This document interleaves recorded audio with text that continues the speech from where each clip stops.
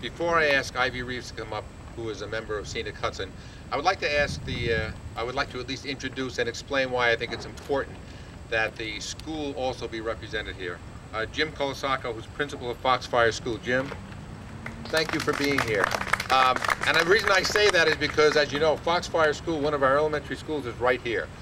This now will ultimately, when we build the walking trails and the biking trails, will offer opportunities for the teachers and the children who are in this school to be able to use that, because as part of their own curriculum, they can take a walk down, they can show them the nature that exists around their school. They can show them the Hudson River. They have access to it.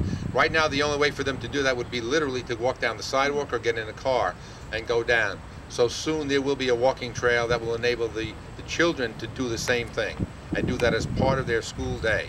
So I want to thank you, Jim, for being here, and we're going to make this even a nicer place to have a school surrounded by a park.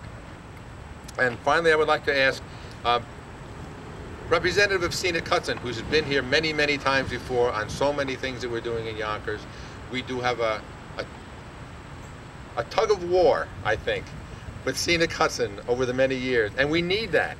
We need that. We need people who are constantly saying, all right, hold back, you're going too far, too fast, and then we push the envelope, and then they push the envelope, because in the end, we do end with the kind of a balance that we need here.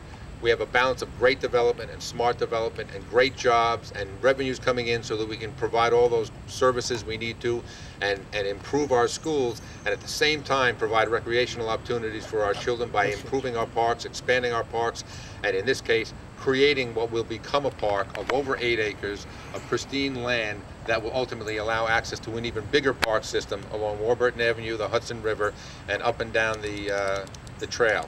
So with that having been said, I would like to call up Ivy, if she would please come up and speak on behalf of Scenic Hudson. I thank her and the organization for being here with us. Well, what can I say? Scenic Hudson, parks, okay. We're real excited about this, and Scenic Hudson applauds the permanent dedication of this land as a park for public enjoyment. This has been a prime target for protection because of its proximity to the Firefox School and the Croton Aqueduct Trail below. We look forward to the day when children and families can enjoy picnics and recreational activities here.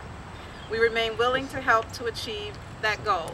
In addition to what Dan and John has said, I can't add anything more. I just want to thank the mayor and the city of Yonkers very, very much for this. Thank you so much, and I'm really happy to be here for this occasion.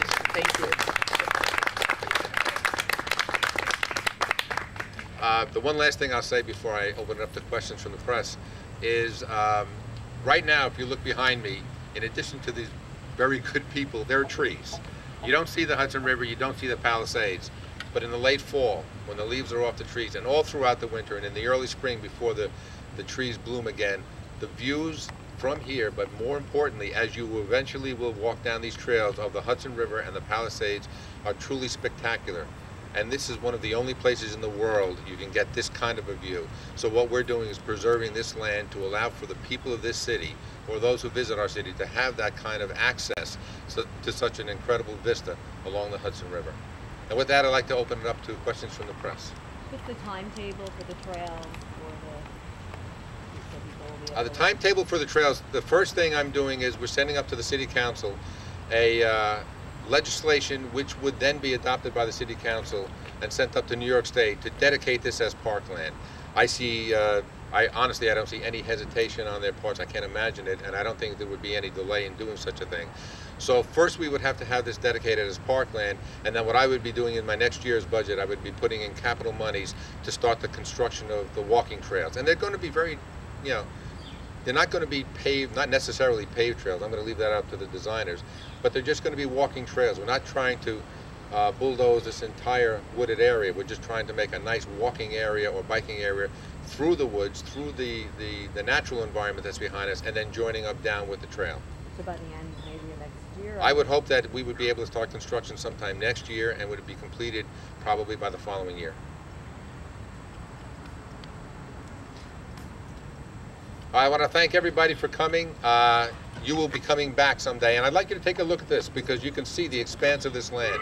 This aerial view gives you a good idea. In addition to that, come back in a couple of years and take a walk down our new park. And for those who've joined me today and those from the neighborhood who that are here, thank you very much for coming. This is all for the sake of preserving our city. Thank you.